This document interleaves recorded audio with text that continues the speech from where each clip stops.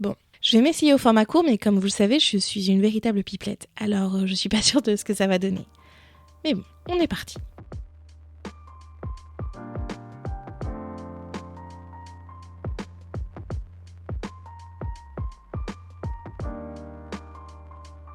Bonjour à tous et bienvenue dans Amis dans le placard, le podcast qui dépoussière les mythes littéraires.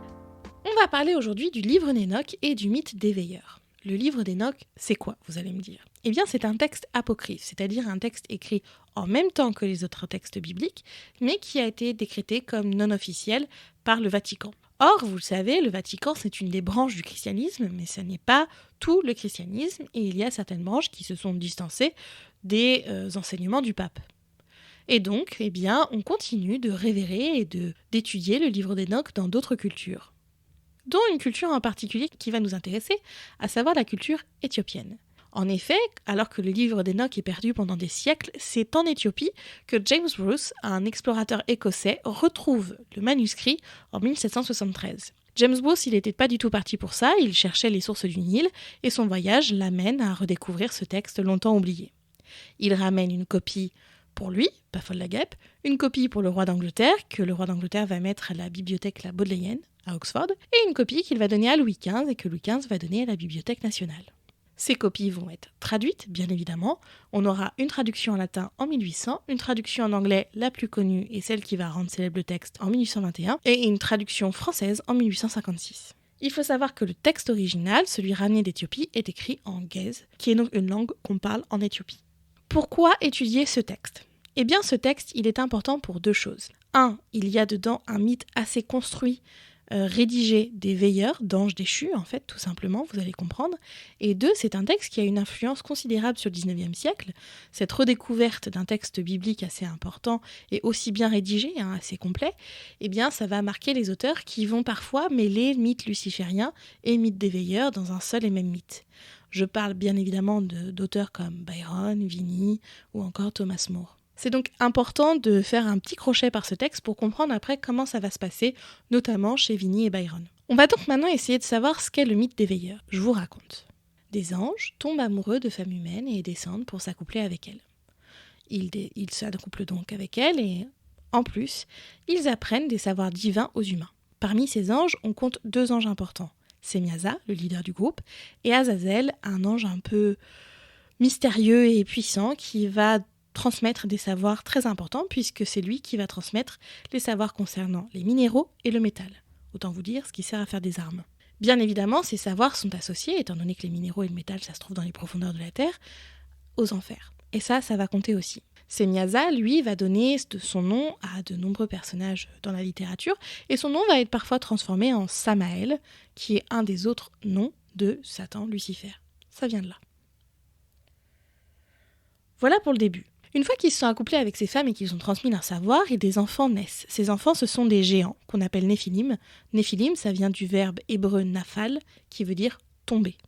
Et ces géants, au lieu d'être des géants sympathiques à la Hagrid, ils vont détruire tout sur leur passage, et les hommes vont commencer à être terrifiés par ces destructions, et vont faire appel aux autres légions angéliques, à savoir celles dirigées par Michel. Michel porte les supplications des hommes à Dieu, et Dieu décide d'intervenir. En 2 temps. Le premier temps, ce sont les légions angéliques qui descendent, qui arrêtent Semyaza, Azazel et les autres, et qui détruisent les Néphilim.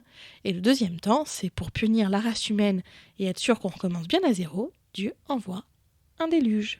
Le livre d'Hénoch sert donc déjà à introduire le déluge, parce que la mention dans la Genèse, c'est en 2 lignes, c'est pas très clair, et donc là, on sait un peu plus ce qui s'est passé et pourquoi Dieu a pris la décision d'inonder la terre. Ça, c'est sa première utilité. Mais la deuxième utilité, c'est de comprendre un peu ces anges déchus, parce qu'enfin, on a une histoire plutôt bien ficelée, avec des noms, avec des actions, et on comprend peu à peu ce que ces anges ont pu faire qui a pu causer tout simplement leur perte. Il faut savoir que Semyaza et Azazel ne sont pas punis de la même manière. Semyaza, il est enchaîné au fond des abysses avec tous les autres anges.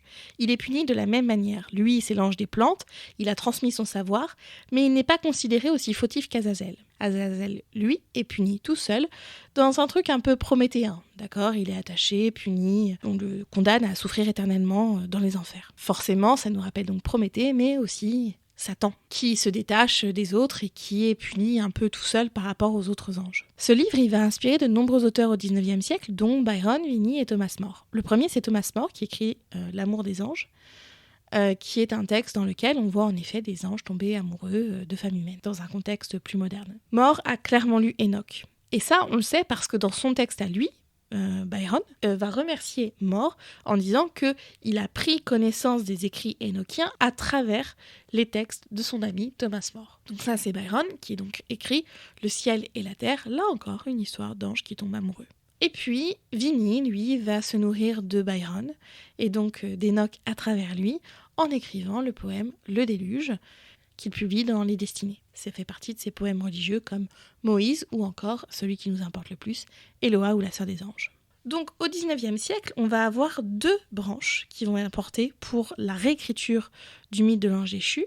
La branche ange amoureux, ça vient d'Enoch, et la branche ange maudit, sombre, et ça vient du mythe luciférien. Et bien à un moment, ces deux branches, elles vont se réunir, on va avoir des anges amoureux qui sont maudits, et ça c'est Vigny et Éloa ou la sœur des anges.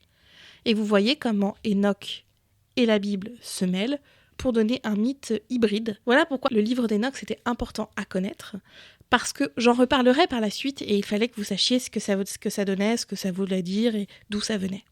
J'espère que ça vous aura plu, que vous aurez tout compris, parce que ça a été très rapide. Et si vous avez des questions, n'hésitez pas à me les poser en commentaire ou sur Instagram. Commentaire sur YouTube, Instagram. Vous connaissez, c'est la même chose, c'est @un mythe dans le placard.